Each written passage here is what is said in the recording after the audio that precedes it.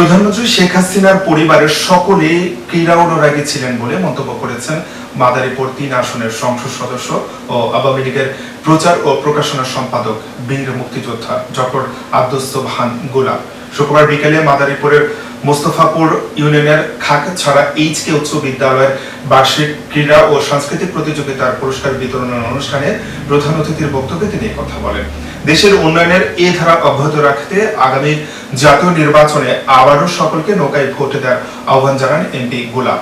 পরে বিভিন্ন খেলাধুলা ও সাংস্কৃতিক অনুষ্ঠানে বিজয়ী শিক্ষার্থীদের মাঝে পুরস্কার বিতরণ করেন তিনি।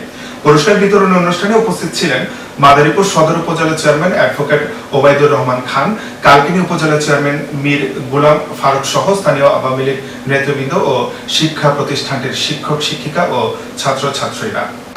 আগামী জাতীয় নির্বাচনে আবারও নৌকা মার্কায় ভোট দিয়ে মাননীয় প্রধানমন্ত্রী জননেত্রী শেখ হাসিনাকে নৌকা মার্কায় ভোট দিয়ে পঞ্চমবারের মতো প্রধানমন্ত্রী নির্বাচিত করে দেশ সেবা করার সুযোগ করে দেবেন, তাহলে আমরা সবাই ভালো থাকবো।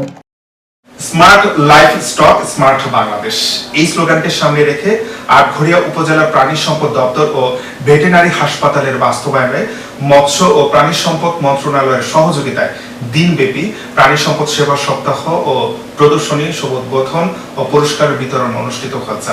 শনিবার সকালে উপজেলা পরিষদ মাঠে আয়োজিত প্রদর্শনী অনুষ্ঠানে প্রধান অতিথির বক্তব্য রাখেন উপজেলা আওয়ামী লীগের সভাপতি ও মেয়র শহীদুল ইসলাম রতন। এতে সভাপতিত্ব করেন আটঘরিয়া উপজেলা নির্বাহী কর্মকর্তা মাকসুদ আক্তার মাসুদ। স্বাগত বক্তব্য রাখেন উপজেলা প্রাণী সম্পদ অফিসার কৃষিবিদ মোসাম্মদ আকলিমা খাতুন।